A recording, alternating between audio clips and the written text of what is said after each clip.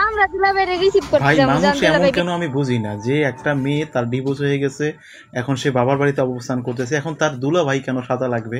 তার সে বারবার বলতেছে যে তার দুলা ভাই আছে, তারপরও এই যে আজিজ নামে এক ব্যক্তি, যার এই যে ছবি স্ক্রিনে দেখতে পাচ্ছেন, সে নাকি শর্মিলার দুলা ভাই। তো আপনারা শর্মিলার মুখ থেকে শুনুক এবং অনেক কথা শুনতে পারবেন। এই মেয়েকে নাকি সে জ্বালিয়ে খাচ্ছে, অর্থাৎ আলম হাসানের চেয়েও নাকি সে বেশি বিরক্ত করতেছেন এই আজিজ। তো আপনারা শর্মিলার মুখ থেকে শুনুন। আমার অডিয়েন্সরা আস্তে আস্তে করে লাইভে জয়েন হন। আজকে কিছু বিষয় ক্লিয়ার করে দিব, ঠিক আছে? আজকের পর থেকে যদি কোনো বাটপারে আমাকে নিয়ে কথা বলে, তারপর তার অবস্থা খারাপ হবে। তার সাহস বেড়ে গেছে না, ওই সাহসটা কমাই দিব। এই যে আজিজ, যে লোকটা আমার দুলাভাই দাবি করতেছে, এই যে তার সমস্ত এই যে এখানে সমস্ত তার এখানে আছে, যে দেখাই, এই যে সেই লোক, হ্যাঁ এই যে সেই লোক। তো প্রথম ভয়েসটা আমি শেয়ার করি, যেটা আমাদের ডিভোর্স যেদিন হয় সেদিনকার। ডিভোর্সের আগের দিন এই আজিজ আমাকে নক দিয়ে মানে আমাকে নিয়ে সে শুরু থেকে অনেক কথা বলে, এই আলম তুই আমার শালীকে নিয়ে কি বলতেছিস, হ্যান ত্যান বকর চকর এগুলো যখন বলে, তখন ওনার ভিতরে ভয় কাজ করতেছিল যে শর্মিলার আসল দুলাভাই আমি না, বা শর্মিলা কোথায় থাকে সেটাও আমি জানি না, তাহলে কিভাবে কি। তখন আজিজ আমাকে নক দেয়, আজিজের বউ সহ। এই যে আজিজের বউ, তার চেহারা দেখাই, এই যে সেই মহিলা, ওনার সাথে নাকি আমার ফেসে মিল আছে। তো আমি যেমন সরল সোজা, তার বউ নাকি সরল সোজা। হ্যাঁ, এই মহিলার কোনো বোন নাই, আমার ছোট বোন ডাকলো।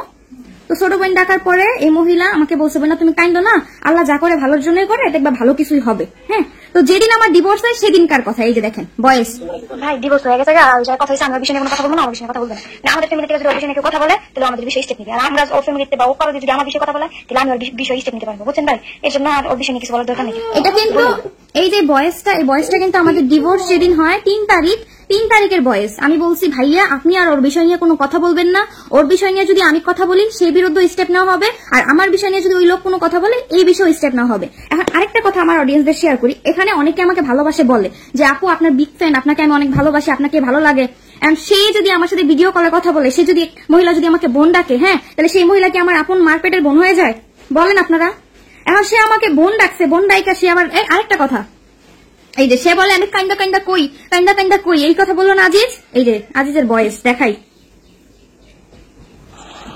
এই যে। সালাম আলাইকুম, কেমন আছো? ভালো আছো? কল দিয়ে তো হোয়াটসঅ্যাপের কথা এখানে বোঝা যাবে না, ইমো আছে, ইমোতে কল দিও। হ্যাঁ, এই যে না হলে বয়স পাই। হ্যাঁ পরে শর্মিলা কেমন আছো? ভালো আছো? আমি তো চলে আসছি বিদেশে আবার।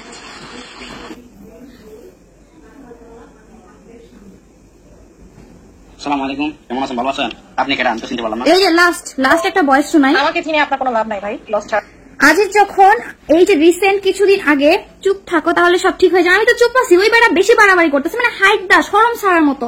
মানে আমি বলতেছি সে আমার আপন কোনো দুলাভাই না, সে বারবারই বলতেছে আমি তার দুলাভাই, প্রমাণ দিলাম। আরে ভাই তুই যে আমারে বললি তুই আমার এলাকায়, আমি যে তোর বিরুদ্ধে স্টেপ নেই, তোর 14 গোষ্ঠী উঠতে পারবি, ওটা দাঁড়াইতে পারবি? কারণ তুই আমার দুলাভাই পরিচয় দিয়ে তুই আমার নামে সোশ্যাল মিডিয়াতে খারাপ কথা বলতেছিস, যার কোনো প্রমাণ তুই দিতে পারস না। তুই যে আমার দুলাভাই সেটার প্রমাণও তুই করতে পারতেছিস না, বুঝতে পারছিস? তোর সাথে আমি কথা বলছি 3 দিন, তাছাড়া তোর কাছে আর কোনো কথাই নেই। 3 দিনে তুই ভিডিও আপলোড দে, কোনো সমস্যা নেই। এখন যদি বলো যে তোরে দিয়ে আমি বলাইছি, তা তুই আমার দালাল ছিলি, তোর আমি টাকা দিয়ে হায়ার করে তোরে আলমের বিরুদ্ধে, মানে আমার হাজবেন্ডের বিরুদ্ধে তোর কথা বলাইছি, তুই আমার টাকা খাইয়া পরে কথা বলছিস, বুঝছস? এই লাস্ট কিছুদিন আগের কথা বলি, যখন এই আজিজে বেশি বাড়াবাড়ি করতেছিল, তখন এই যে দেখেন ভাই শর্মিলাকে নিয়ে আর কোনো ভিডিও বানান না। হ্যাঁ, এই যে ফাঁসিটি কথাবার্তা বলে টোলে যে ছবি দিয়ে ভিডিও বানান, দয়া করে এগুলো বন্ধ করেন, নিজের থেকে কিছু করেন ভাই। শর্মিলা আর এইসব নিয়ে, এই আলম এইসব বালসাল নিয়ে কথা বলার মতো সময় নাই। আপনি যদি সঠিক মানুষ হয়ে থাকেন, ভালো মানুষ হয়ে থাকেন, তাহলে শর্মিলার এইসব ছবি দিয়ে এইভাবে করে আর ভিডিও বানাবেন না। আশা করি আপনার কাছ থেকে নেক্সট এরকম ভিডিও আর পাবো না। সালাম আলাইকুম, কেমন আছেন? ভালো আছেন? আপনি কেন? আমি তো চিনতে পারলাম না।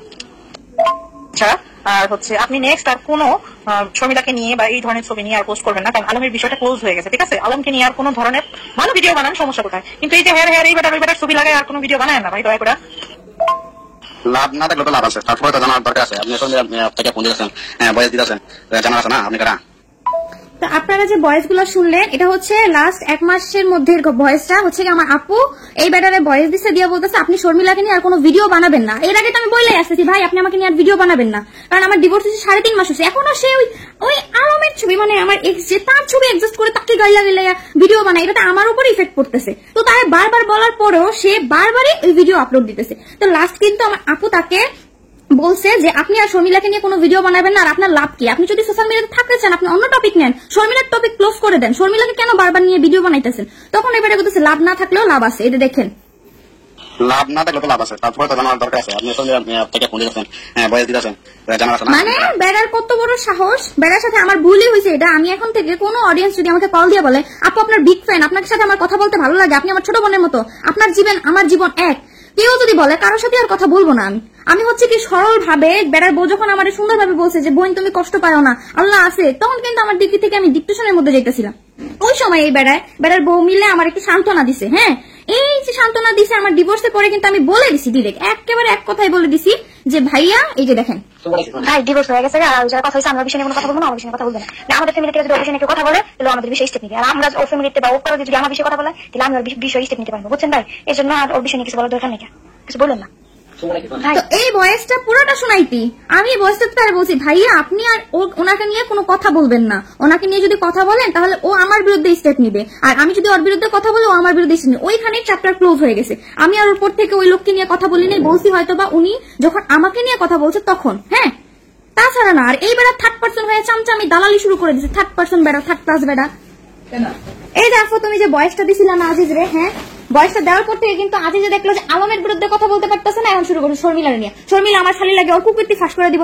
এই বিয়াদব, তোর যদি আমি শালি লাগে থাকি, তুই আমারে নিয়ে আমার বোনের নিয়ে তুই ছবি আপলোড দে, তুই কি আর ওই যে 3 মাস যে ডিভোর্স হয়েছে ওই ডিভোর্সেরই ভিডিও আপলোড দিতেছে। হ্যাঁ, 3 মাস যে ডিভোর্স, তার আগের কোনো ডকুমেন্ট সে আপলোড দিতে পারে না। সে যে আমার দুলাভাই এত মিথ্যাবাদী মানুষকে, বুঝছো?